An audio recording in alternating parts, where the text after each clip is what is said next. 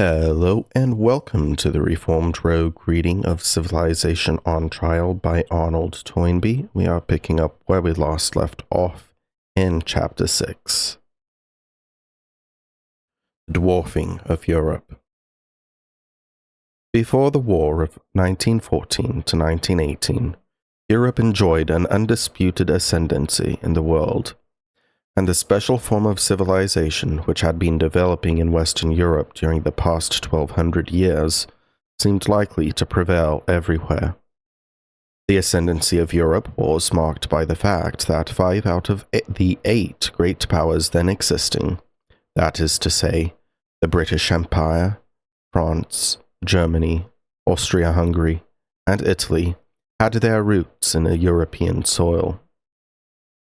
A sixth, the Russian Empire, lay in the immediate continental hinterland of the European peninsula, and during the last 2.5 centuries, it had become welded onto Europe, partly by the growth of great trade between agrarian Russia and industrial Europe, a trade which had developed pari passu with the industrialization of Western and Central European countries, partly by the political incorporation in Russia of a fringe of countries with a Western tradition of European civilization, such as Poland, Finland, and the Baltic provinces, and partly by the adoption of Western technique, institutions, and ideas on the part of Russians themselves. The 2 remaining great powers, Japan and the United States, were geographically non-European, and for that very reason they took little part before the First World War in the play of international politics, a play which was performed at that time on a European stage. It may be pointed out, however, that Japan, like Russia, had only risen to the rank of a great power through a partial adoption of that Western civilization of which Western Europe was the home. As for the United States, she was the child of Western Europe, and down to 1914, she was still drawing heavily upon European capital, human capital in the form of immigrants, and material capital in the form of goods and services financed by European loans, in order to develop her latent natural resources. This ascendancy of Europe in the world went hand in hand with the spread of Western civilization. The 2 movements were complementary, and it would be impossible to say that either was the cause or the effect of the other.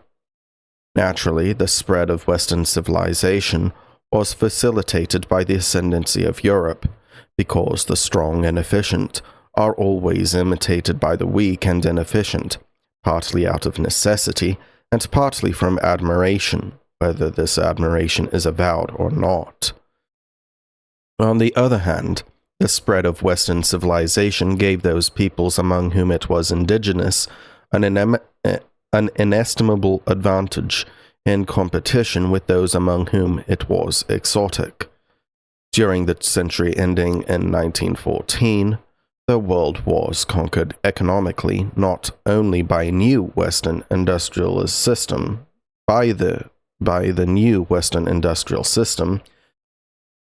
but by the Western nations among whom that system had been invented, and the advantage possessed by an inventor in a battle fought with his own weapons was illustrated strikingly in the First World War itself. The fact that the War of 1914 to 1918 was fought on the lines of Western military technique, which was, of course, an application of Western industrial technique, gave Germany an absolute military superiority over Russia, though German manpower was only half as great as Russian at the time. Had the Central Asian and not the Western technique of warfare had been predominant in the world during the years 1914 to 1918, as it had been during the Middle Ages, the Russian Cossacks might have overwhelmed the Prussian Uhlans. Both these types of cavalry had a Central Asian origin, which is betrayed by their Turkish names, Oklan being Turkish for boy, and Kazakh for digger. The predominance of the Western civilization throughout the world on the eve of the fateful year 1914 was indeed both recent and unprecedented. It was unprecedented in this sense that though many civilizations before that of Europe had radiated their influence far beyond their original homelands, none had previously cast its net right round the globe. The civilization of Eastern Orthodox Christendom, which grew up in medieval Byzantium, had been carried by the Russians to the Pacific. So far from spreading westwards, it had itself succumbed to Western influence since the close of the 17th century. The civilization of Islam had expanded from the Middle East to Central Asia and Central Africa to the Atlantic coast of Morocco and the Pacific coasts of the East Indies, but it had obtained no permanent foothold in Europe and had never crossed the Atlantic into the New World. The civilization of ancient Greece and Rome had extended its political dominion into northwestern Europe under the Roman Empire, and its artistic inspiration to India and the Far East, where Greco-Roman models had stimulated the development of Buddhist art.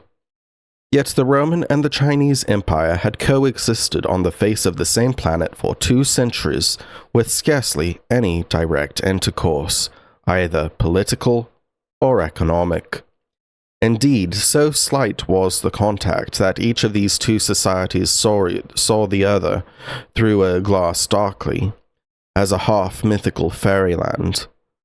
In other words, the Greco-Roman civilization and the contemporary Far Eastern civilization each expanded to their full capacity in the same age without coming into collision.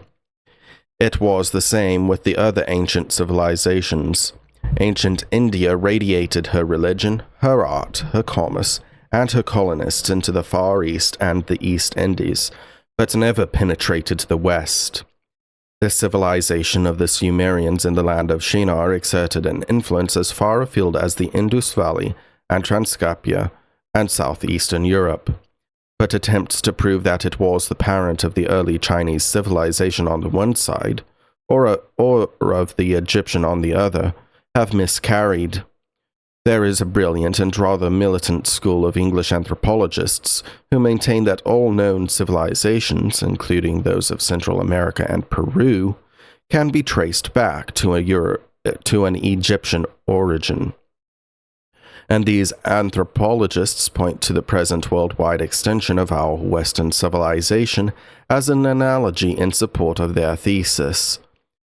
If our own civilization has become worldwide in our own time, they argue, why should not the Egyptian civilization have achieved an equal extension a few thousand years earlier? This thesis is interesting, but it is the subject of acute controversy and must be regarded as non-proven. As far as we know for certain, the only civilization that has ever yet become worldwide is ours.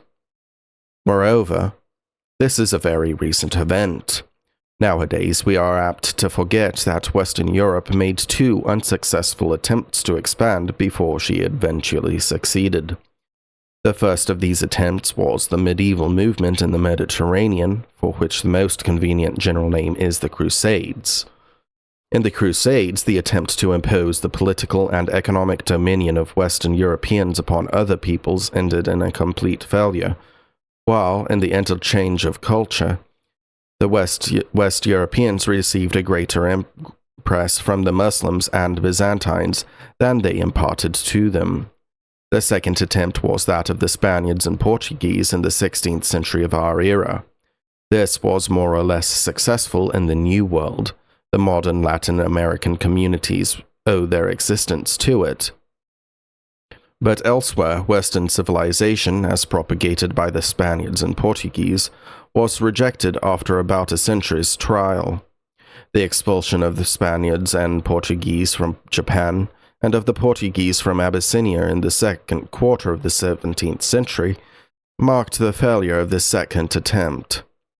The third attempt was begun in the 17th century, by the Dutch, French, and English, and these three West European nations were the principal authors of the worldwide ascendancy that our Western civilization was enjoying in 1914. The English, French, and Dutch peopled North America, South Africa, and Australasia with new nations of European stock, which started life with the Western social heritage, and they brought the rest of the world within the European orbit.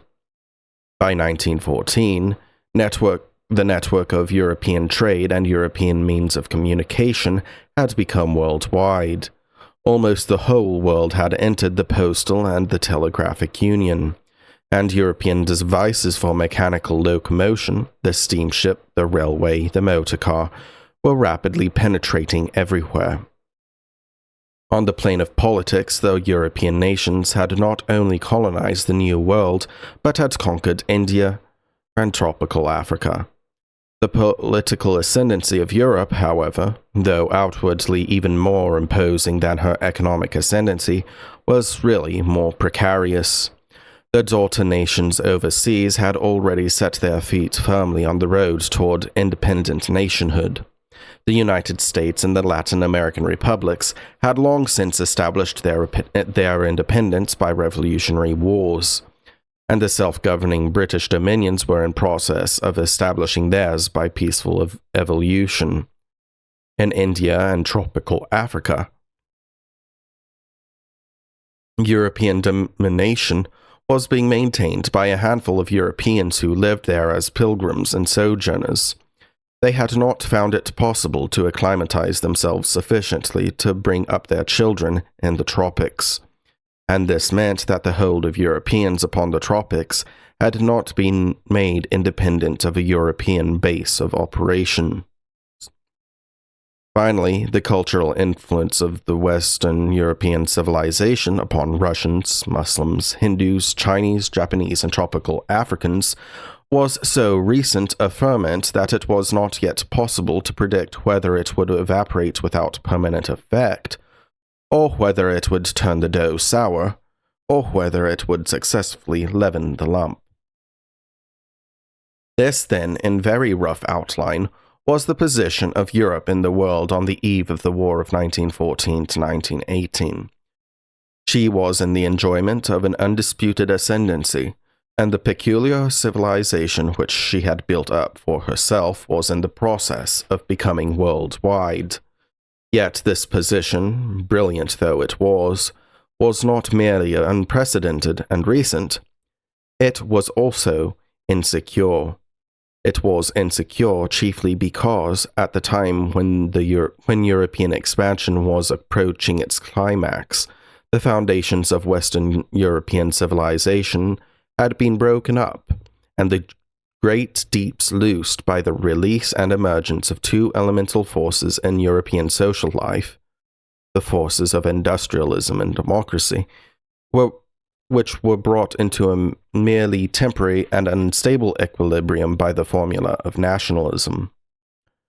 It is evident that a Europe which was undergoing the terrific double strain of this inward transformation and outward expansion, both on the heroic scale, could not with impunity squander her resources, spend her material wealth and manpower unproductively, or exhaust her muscular and nervous energy.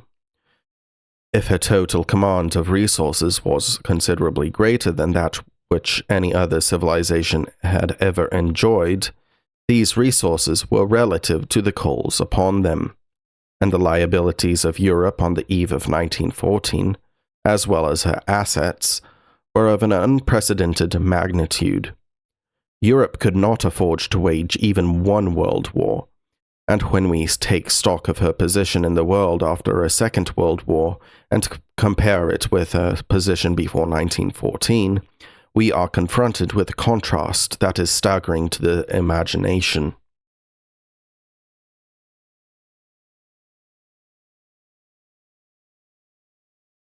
In a certain sense, Europe still remains the center of the world, and in a certain sense again, the world is still being leavened by that Western civilization, of which Western Europe is still the home. original home. But the sense in which these two statements are still true has changed so greatly that the bare statements are misleading without a commentary. Instead of being a center from which energy and initiative radiate outwards, Europe has become a center upon which non-European energy and initiative converge. Instead of the world being a theater for the play of European activities and rivalries, Europe herself, after having been the cockpit in 2 world wars in which the world did its fighting on European soil, is now in danger of becoming, for a third time, an arena for conflicts between non-European forces. An arena still may be defined as a central public place, but it is hardly a place of honor or security. It is true, again, that the influence of our Western civilization upon the rest of the world is still at work. Indeed, its actions have become intensified, if we measure it purely in quantitative terms. For example, before the 2 wars, the new facilities for travel were only available for a wealthy minority of Europeans and Americans. During the wars, these facilities were turned to account to transport not only Europeans and Americans, but Asiatics and Africans en masse to fight or to labor behind the front in war zones all over the world. During the last 20 or 30 years, additional means of mechanical communication have been made available, not merely for a minority, but for large sections of society. The motor car has learned to conquer the desert, the aeroplane has outsped the motor car, and the radio has reinforced the telephone and telegraph as a means of instantaneous long-distance intercourse. Unlike the railway and the telegraph, the motor car and the radio set can be owned and employed by private individuals, a feature which greatly enhances their efficacy as a media of communication. With the wholesale intermingling of peoples during the 2 wars, and with these new mechanical aids to communication after them, it is not surprising to find that the leaven of Western civilization is penetrating the world more widely, deeply, and rapidly now than before.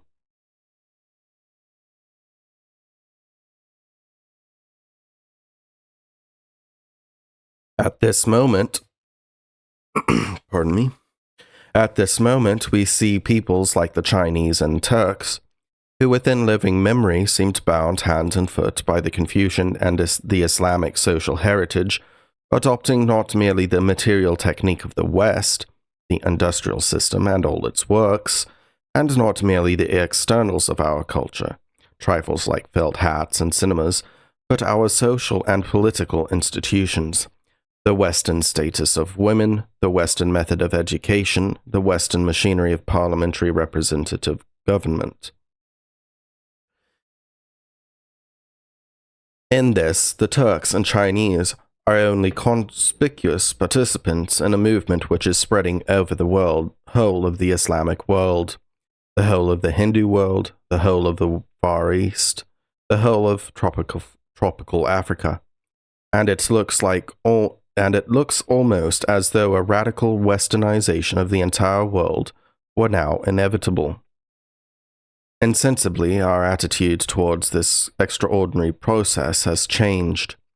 Formerly, it caught our attention in the 2 apparently isolated cases of Japan and Russia, and we thought of these 2 cases as sports, due perhaps to some exceptional quality in the social heritage of these 2 countries, which made their peoples specially susceptible to westernization, or due perhaps, alternatively, to the personal genius and forcefulness of individual statesmen, like Peter the Great, and Catherine and Alexander the Liberator, and that group of Japanese elder statesmen who deliberately imposed the adoption of Western ways upon the mass of their fellow countrymen from the 1860s onwards. Now we see that Japan and Russia were simply forerunners of a movement which was to become universal.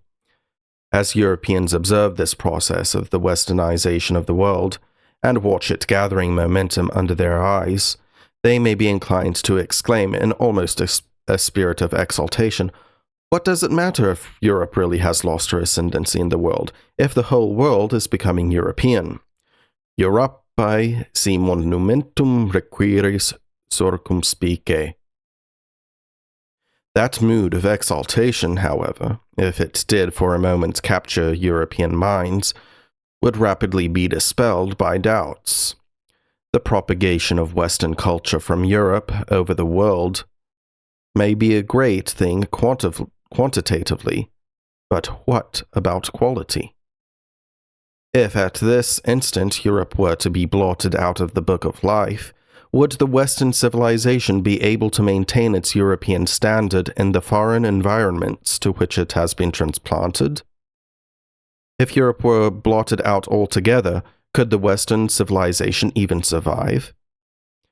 And with Europe still alive, but deposed from her former position of supremacy, which is manifestly the fate that has overtaken her, will the Western civilization, though safe from extinction, escape degeneration? Still more alarming doubts suggest themselves when we contemplate the modern history of Russia, and Russia is the most instructive case to consider, because in Russia the process of westernization has had longer than elsewhere to work itself out. In Russia, the leaven of Western Europe has been at work for 2 centuries longer than in Japan or China, and for a century longer than among the Muslims and the Hindus. Thus, the point to which the current of westernization has carried Russia by now enables us to foresee, by analogy at any rate, one of the possibilities that lie before the Far East, Islam, India, and Africa in the course of the next few generations. This possibility, which is revealed by the case of Russia, and of course it is no more than one possibility among a number of alternatives, is a disconcerting one for Western minds to contemplate. The Europeans have regarded themselves as the chosen people. They need feel no shame in admitting that. Every past civilization has taken this view of itself and its own heritage, and as they have watched the Gentiles, one after another, casting aside their own heritage in order to take up Europe's instead, they have unhesitatingly congratulated both themselves and their cultural converts. One more sinner, Europeans have repeated to themselves devoutly, has repented of the filthy devices of the heathen and become initiated into the true faith.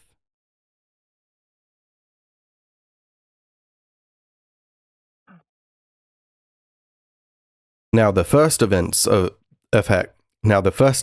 the conversion, at any rate among the peoples converted to Western civilization before the wars, appeared to bear out this pious and optimistic view. For half a century after the Revolution of 1868, Japan seemed to have come unscathed through the tremendous transformation to which she had committed herself.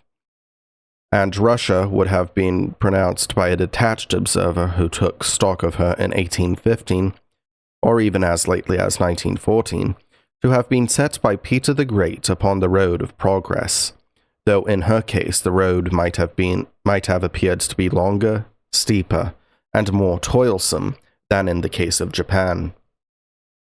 A fair-minded observer of Russia, at either of those dates, would have admitted that the standard of Western civilization in a recently westernized Russia was far lower than in a Europe where that civilization was at home. But he would have pleaded that, in spite of this backwardness, and in spite of disappointingly frequent setbacks, Russia was rapidly catching up the European vanguard in the march of Western civilization. Remember, he would have said, that in this forward march Europe had 10 centuries start, and you will admit that the pace at which Russia is catching up to Europe is very creditable. But what would the same fair-minded observer say about Russia today?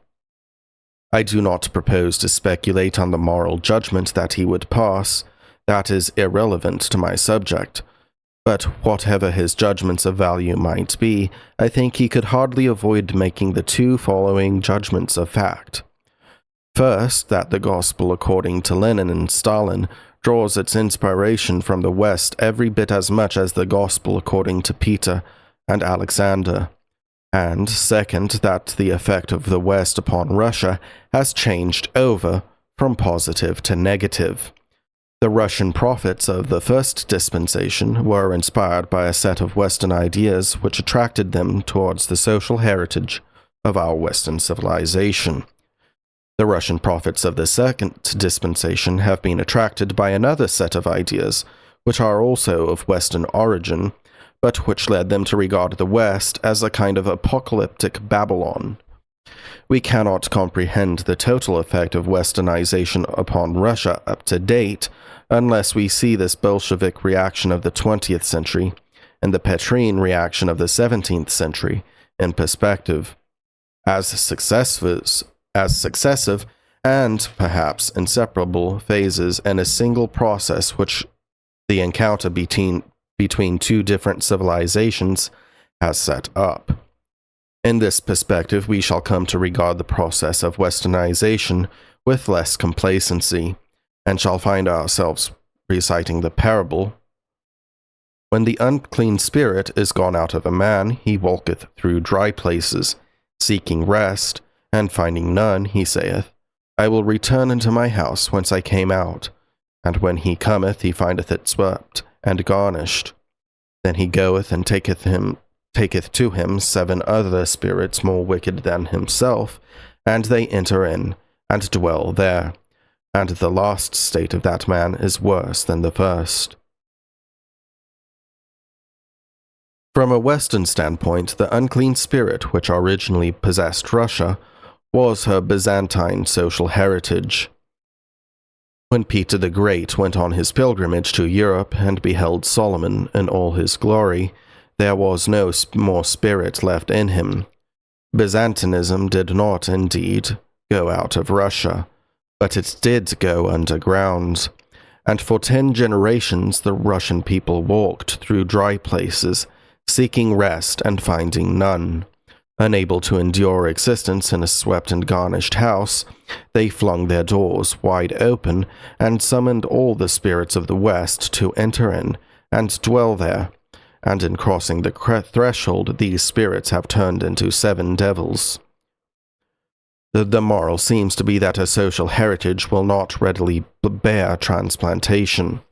Culture spirits, which are the tutelary geniuses, the Larrys and Penates, of the house where they are at home and where there is a pre-established harmony between them and the human inhabitants, they become demons of malevolence and destruction when they enter into a house inhabited by strangers.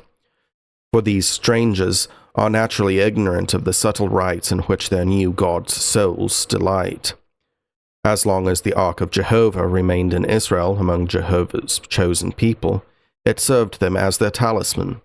But when the ark was captured by the Philistines, the hand of the Lord was heavy upon every city in which it rested, and the chosen people themselves were infected with the plague by which the Gentiles were requited for their sacrilege. If this analysis is right, Europeans cannot take much comfort for the dethronement of Europe in the prospect that the influence of European civilization may yet become the dominant force in the world. They will be less impressed by the fact that this mighty force has been generated in Europe than by the equally evident fact that, at a certain stage in its operation, it is apt to take a violently destructive turn. Indeed, this destructive recoil of European influence abroad upon Europe herself seems to be one of the signal dangers to which Europe is exposed in the new position in which she finds herself since the wars. In order to estimate the other principal danger to which Europe is now exposed, we must turn our attention from the relations between Europe and Russia to the relations between Europe and the United States.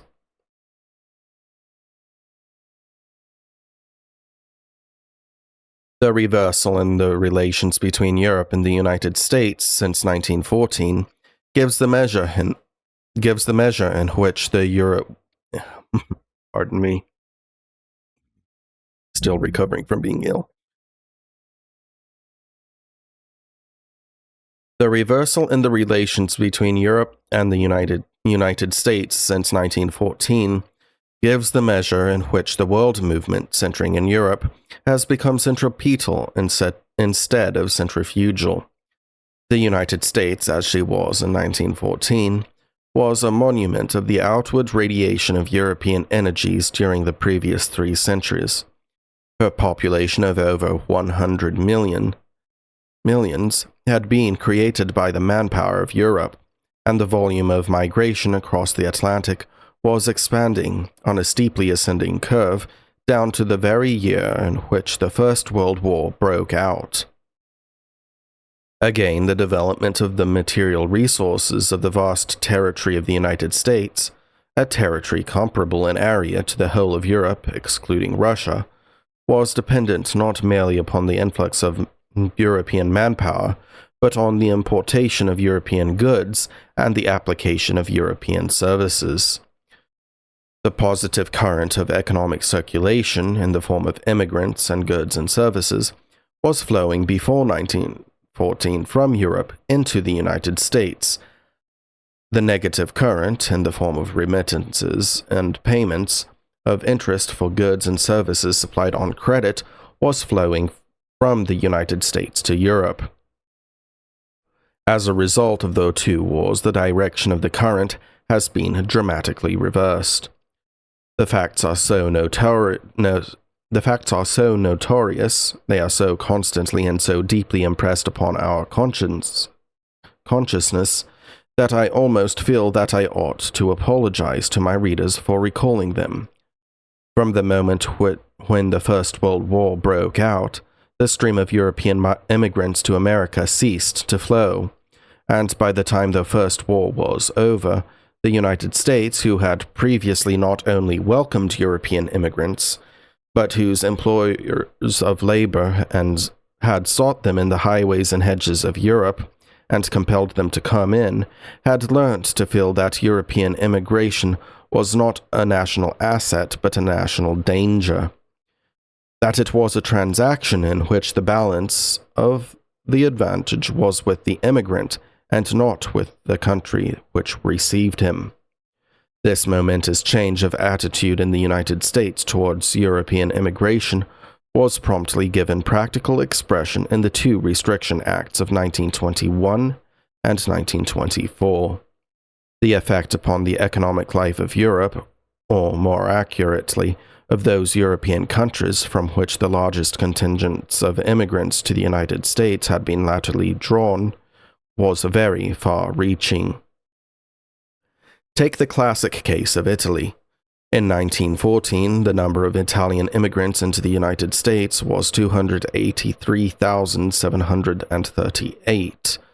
By contrast, the Italian annual quota proclaimed by President Coolidge on the 30th of June 1924, in pursuance of the act of that year, was 3,845. In consequence, the stream of Italian immigrants was partly dammed up and partly diverted from the vacuum in the United States, a vacuum which had existed because America was a new world in process of development, to the vacuum in France, a vacuum which had been created because Europe was an old world devastated by having been made into the battlefield of an ecumenical war. In the 18th century, French and English armies crossed the Atlantic in order to fight on the banks of the Ohio and the St. Lawrence for the possession of the North American continent. In the 20th century, American armies have crossed the Atlantic in order to decide the destinies of the world on European battlefronts. Till 1914, the fertilizing stream of European immigration to America was still increasing in volume. From 1921 onwards, this stream was being deliberately checked, and during the interwar years it was replaced by an uneconomic trickle of American tourists to Europe. Of course, this interwar trickle of American tourists to Europe, though small and unproductive compared to the mighty river of immigrants which had formerly flowed from Europe to America, was very large compared to any other movement of travel for uneconomic purposes that there had ever been, and the fact that this tourist traffic could be financed brings me to the second point in which the relations between Europe and the United States have been reversed, a point which is so obvious that I shall simply state it without dwelling on it. The United States had changed, in almost the twinkling of an eye, from being the greatest debtor country in the world to being the greatest creditor country, and in spite of their traditional aversion to a European entanglement, Americans were driven by the necessities of the new economic situation to seek markets on credit in Europe for American goods and services. But there was an unfortunate difference in the kind between pre-war European investment in the United States and the interwar American investment in Europe. Before 1914, Europe provided the United States with credits for productive outlay. During the two wars, Europe borrowed from America the means of working her own destruction, and today she is borrowing desperately from America again, not in order to develop new European resources, but merely to repair some part of the ravages which the two world wars have inflicted on her. Confronted with this painful reversal in their relations with the United States, Europeans naturally ask themselves, is this an accidental and therefore retrievable and merely temporary misfortune? An incidental consequence of exceptional catastrophes? Or has it older and deeper causes, the effect of which will be less easy to counteract? I venture to suggest that this second possibility appears to be the more probable of the two, that although the two wars have precipitated this reversal of relations and have given it a revolutionary and dramatic outward form, such reversal was nevertheless inherent in the previous situation, and would have taken place, though no doubt more gently and gradually, even if these wars had never been fought. In support of this view, I shall put forward 2 points for consideration. First, the nature of the industrial system which Europe invented a century and a half ago, and which is now spread over all the world, and second, the fate of certain earlier centers of civilization. For example, medieval Italy or ancient Greece, which anticipated modern Europe in propagating their own civilization beyond their borders, though never quite so far and wide as modern Europe has propagated hers.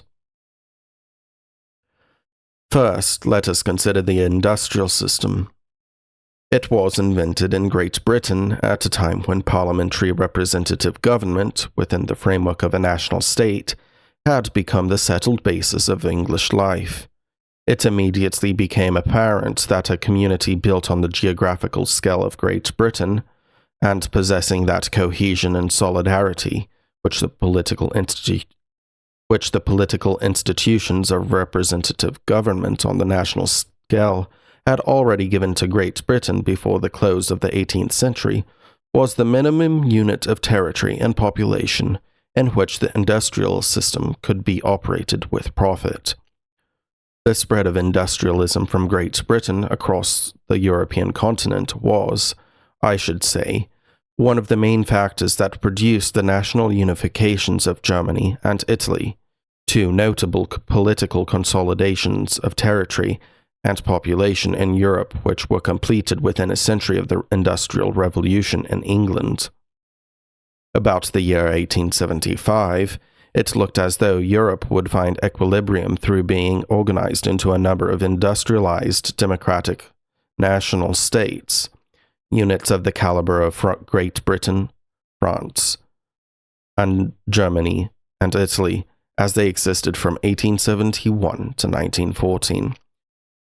We can now see that this expectation of equilibrium on the basis of the national unit was illusory. Industrialism and democracy are elemental forces. In the 1870s, they were still in their infancy, and we cannot foresee the ultimate dimensions to which they may grow or forecast the protean shapes which they may assume. What we can now pronounce with certainty is that the European national state, of the dimensions attained by France and Great Britain in the 18th century, and by Germany and Italy in the 19th, is far too small and frail a vessel to contain these forces. The new wines of industrialism and democracy have been poured into old bottles, and they have burst the old bottles beyond repair. It is now hardly conceivable that the ultimate minimum effective unit of the industrial system can be anything less than the entire utilizable surface of the planet and the whole of mankind. And on the political plane, likewise, the minimum unit is showing a tendency to increase in scale, in sympathy with the extension to a worldwide range of the operations of industry. That tendency in the economic field has been fully matched in the political field by the emergence of worldwide political organizations, the United Nations and its precursor, the League of Nations. And in this connection, I would suggest that the economic and technical activities of the United Nations, though the least conspicuous, are not the least important. But short of the worldwide United Nations organization, we see on the present political map certain elastic associations of self-governing nations like the British Commonwealth or the Pan-American Union, in each of which a considerable number of nation-states are grouped together. And within these two groups we can discern a number of political entities which are smaller and more closely knit than either of the associations to which they belong, yet at the same time they are not nearly so small as typical European national states like France or Italy. These non-European polities of a supranational caliber have discovered a new political form adapted to their scale. They have abandoned the unitary centralized organization of the French type in favor of a federalism, which combines the advantages of variety and evolution with those of uniform united action for purposes common to the whole Union. Up to the present moment, the United States is the only country of this new type and caliber which has come of age, and she has already given astonishing evidence of the economic power and energy which this new species of political organization is able to generate and release.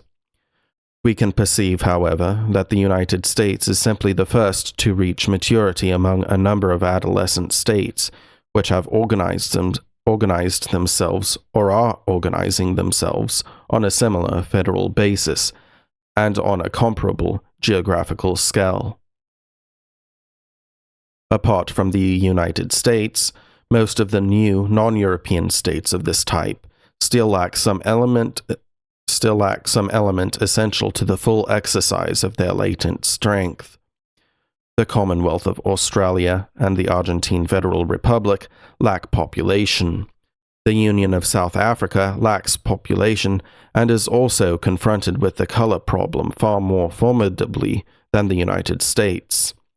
The rest lack either population or education or political experience and stability, or several of these requisites together, and some of them are doubtless so heavily handicapped that they will fail to achieve their potentialities.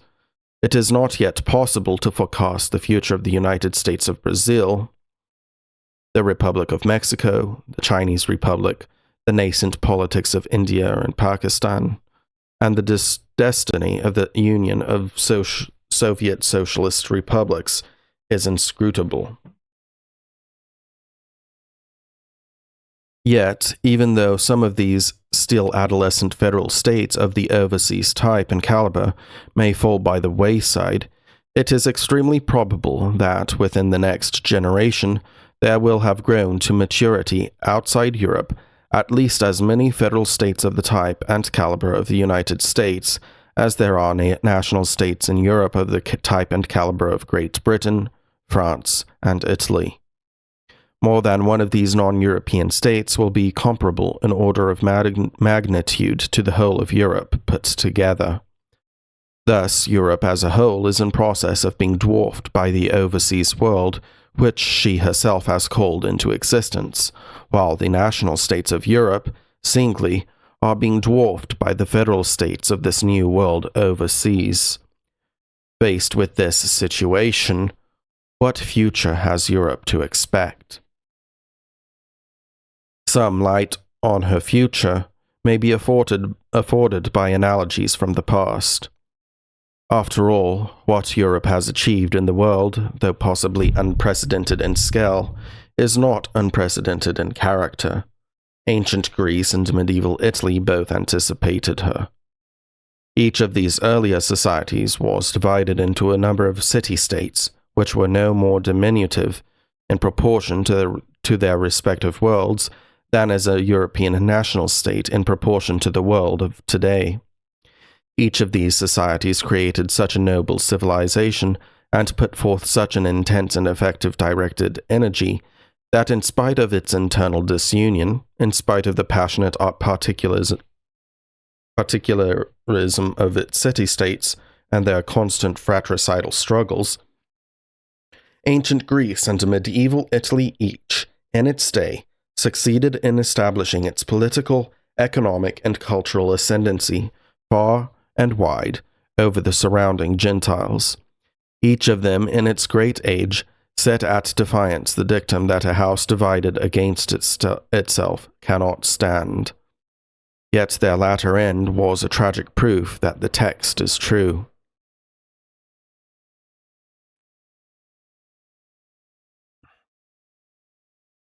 In either case, the chosen people taught the Gentiles to follow their way of life. And in either case, the Gentiles learnt to follow it, but on a far larger material scale. The city-states of Greece found themselves dwarfed by the greater powers, the Macedonian, Syrian, and Egyptian monarchies, the Carthaginian Empire, and the Roman Confederation, which arose round the Mediterranean after the expansion of the Greek civilization in the age of Alexander. And Greece then became at once the pilgrimage resort, the university, and the battlefield of these new Hellenized powers. It was the same with medieval Italy, and in her case the story has a special appositeness. For the new powers which were called into existence by the spread of the Italian Renaissance beyond the Alps, and which dwarfed and dominated the city-states of Milan and Florence and Venice from the end of the 15th century onwards, were those of European national states, such states as Spain and France, which are now being dwarfed under our eyes by the United States of America. As we reflect on these precedents, two questions naturally suggest themselves. First, how was it that the converted Gentiles, who in all else were the passive pupils and clumsy imitators of their Greek and Italian masters, were able to solve that one vital problem of political construction on a greater scale which their masters had repeatedly attempted to solve without ever succeeding? Secondly, how was it that the Greeks and Italians went on failing to solve their problem of political consolidation after it had become fully apparent to them that the penalty of continued failure would be political and economic downfall? And the Greece of the 4th, 3rd, and 2nd centuries BC, and the Italy of the 15th, 16th, and 17th centuries of the Christian era, everybody deplored the continuance of the old particularism. Everybody tried to overcome it, and every attempt to transcend it failed until the Greeks and Italians resigned themselves in despair to a doom which had come to seem inevitable.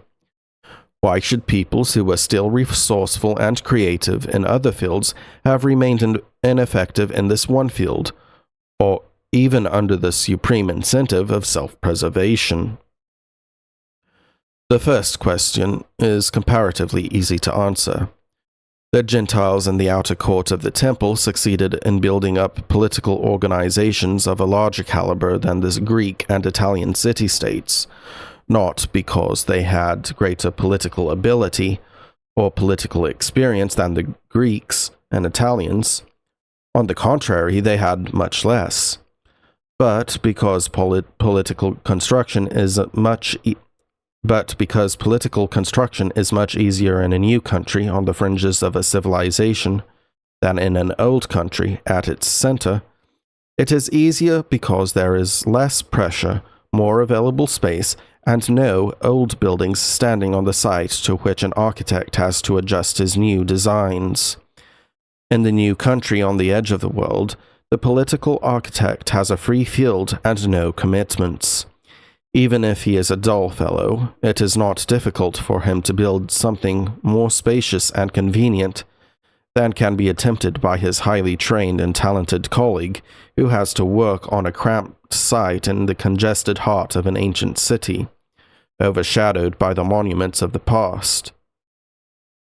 It is the mere advantage of the geographical situation, not the merit of the local architect, which brings it about that the new big-scale architecture is invented on the outskirts and not in the center.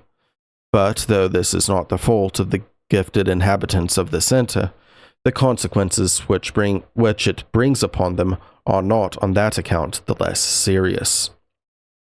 In this attempt to answer my first question, I think I have already indicated the answer to the second.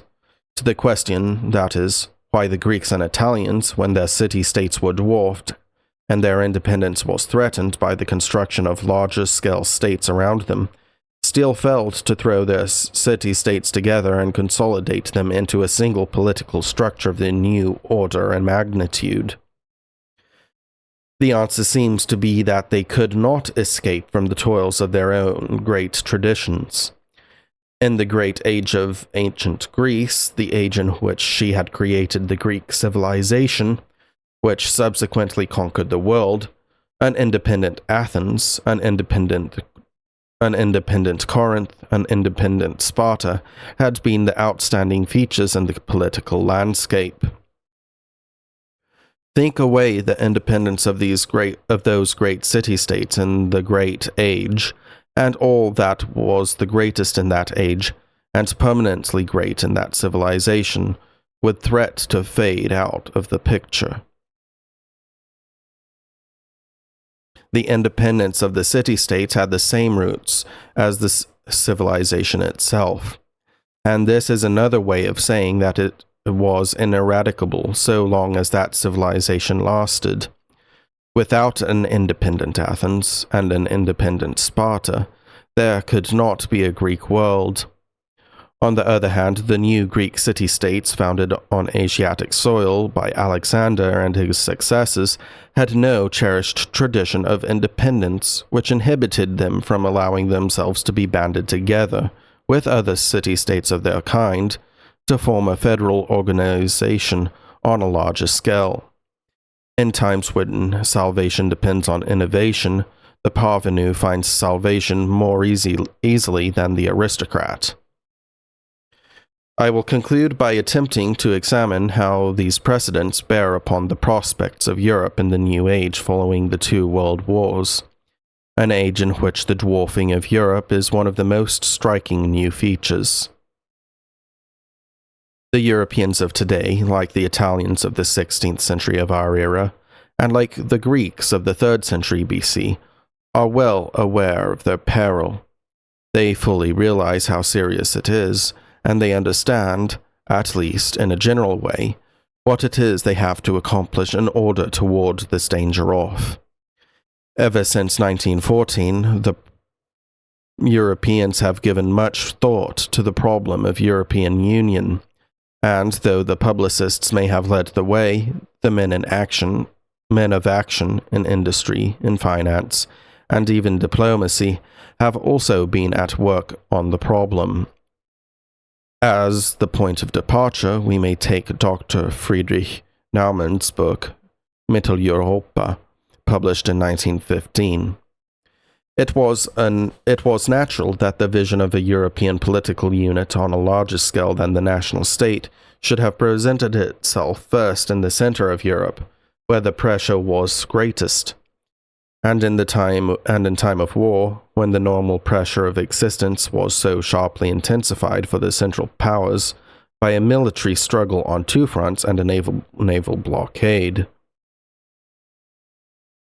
It was also natural that a German writer, with the history of the German Zollverein in his mind, should start from the idea of a supranational customs union, and proceed from this starting point to schemes for cooperation in other departments of public life. Between the two wars, Naumann's conception of Central Europe was expanded by other continental publicists into that of Pan-Europa, a general European Union which, like Naumann's Central Europe, was to be based upon a Zollverein. This project of Pan-Europa seems first to have been ventilated in interwar Austria, a country for whom the subdivision of Europe into a number of independent fragments, isolated from one another economically as well as politically, was hardly tolerable within the frontiers which had been assigned to Austria in the peace settlement of 1919 to 1920. After the Second World War, this movement for the unification of Europe has re-emerged, and it has now received powerful encouragement from America in the terms of the Marshall Plan. The eagerness and earnestness of the response which the Marshall Plan has evoked on the European side are indications that Europe does realize her danger, does know what are the proper measures of defense, and does desire to take these measures. But the crucial question is this: is Europe's desire to retrieve some vestige of her former position in the world a force that is strong enough to overcome the obstacles in the path? The most conspicuous obstacles are perhaps the following three. First, the special problems presented by the British Commonwealth and the Soviet Union, polities on the supranational scale, which hitherto have been half inside Europe and half outside. Second, the continuing tendency of the industrial system to enlarge the scale of its operations, a tendency which has already burst the bounds of the national state and may very well burst the bounds of even the largest regional units in its march towards world unity. Third, the dead weight of European tradition, which makes a Europe without a sovereign independent Great Britain or a sovereign independent France as difficult for Englishmen and Frenchmen to love and cherish, or indeed to imagine, as a Hellas without an independent Athens and Sparta would have been difficult to imagine for an Athenian and a Spartan of the 3rd or 2nd century BC. Are any or all of these obstacles likely to be overcome? As the obstacle presented by the Soviet Union looks, it must be frankly confessed, much more difficult after the Second World War than before it. Within its interwar frontiers, the Soviet Union, unlike the previous Russian Empire, lay virtually outside Europe, for at that stage it did not include that fringe of countries with a Western tradition of culture whose inclusion had brought the former Russian Empire into the fellowship of European states. As a result of the War of 1914 to 1918, the successful invasion of the Russian Empire by the Germans, and the two successive revolutions of 1917, These western borderlands parted company with Russia and entered the European Fellowship on their own account as the independent national states of Finland, Estonia, Latvia, Lithuania, and Poland. As a result of the War of 1939 to 1945, however, there has been a reversion to something more like the pre-1914 situation. The three Baltic states have been re-annexed to Russia as constituent republics of the Soviet Union, and not only Finland, but the whole of Poland, including the former Prussian and Austrian portions, but Romania, Bulgaria, Hungary, and Czechoslovakia as well have been brought within the Soviet sphere of influence, de facto and not de jure, as satellite states, including the German territories east of the North Ness and the Oder, which have been assigned to Poland by the Soviet Union in compensation for the Ukrainian and White Russian provinces of interwar Poland, which the Soviet Union has now taken back. And adding to all this, the Soviet zones of occupation in Germany and Austria, we find the western boundary of the Soviet world now running down the middle of Europe, north and south, from the Baltic to the Adriatic.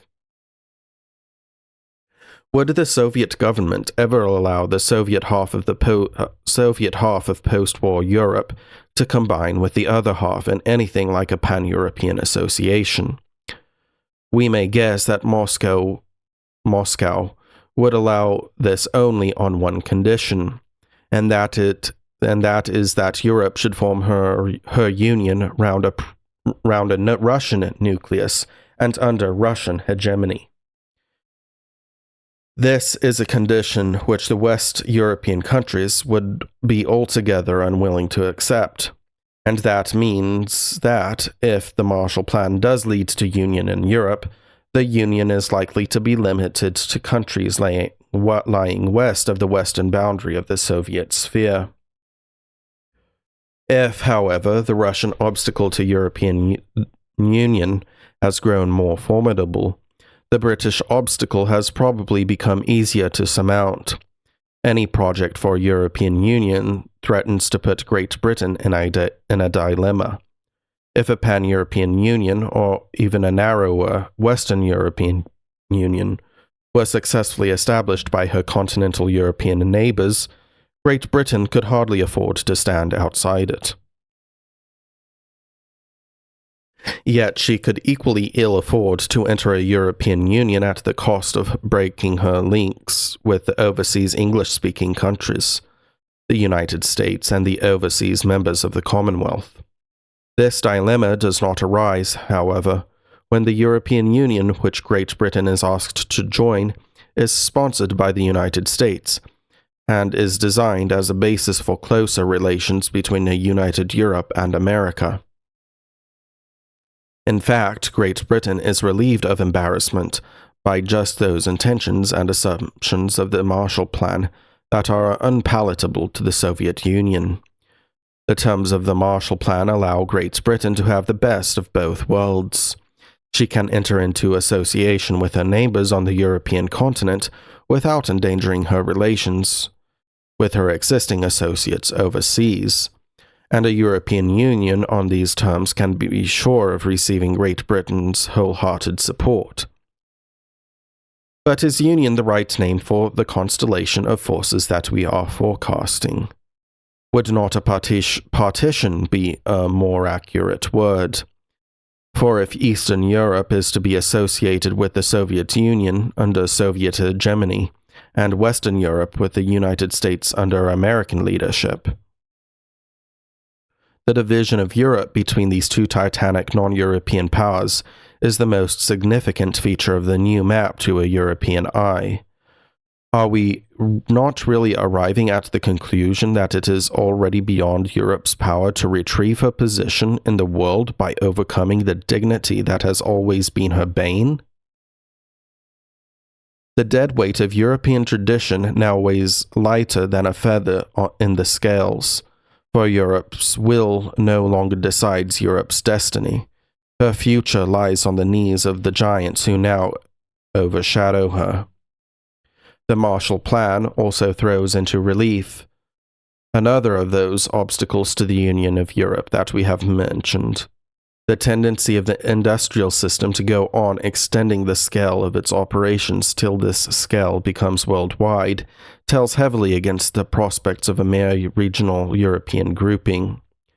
If the Marshall Plan bears fruit, the result will be to salvage the countries of Western Europe by building them into an economic system, centering round the United States, that will embrace the whole world except for the Soviet sphere.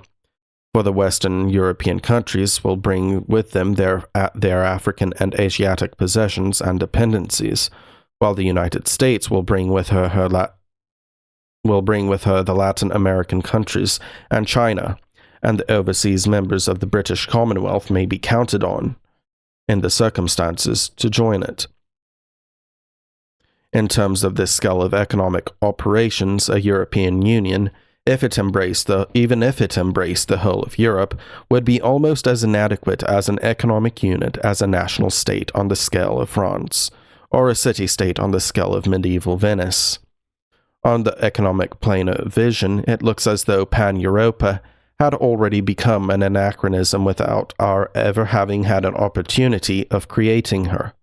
And Western Europeans need not regret that Pan-Europa has been stillborn, if they are offered the alternative of entering into an all but worldwide association. If Europe's once unquestioned ascendancy in the world proves to be a passing curiosity of history that is doomed to die, the Marshall Plan gives Western Europe at least the solace of seeing her dead supremacy given Christian burial. Euthanasia, however, is neither recovery nor resurrection. On the morrow of the Second World War, the dwarfing of Europe is an unmistakable accomplished fact. Thank you for joining me. I hope you can put up with the variable quality of this recording. I am still recovering from not feeling quite well, and generally had my energy zapped from me, but I really wanted to do this, and this chapter has been quite interesting, especially given our current situation. Thank you for joining me, and I hope you have a wonderful week, and may the grace of our Lord be with you. Goodbye.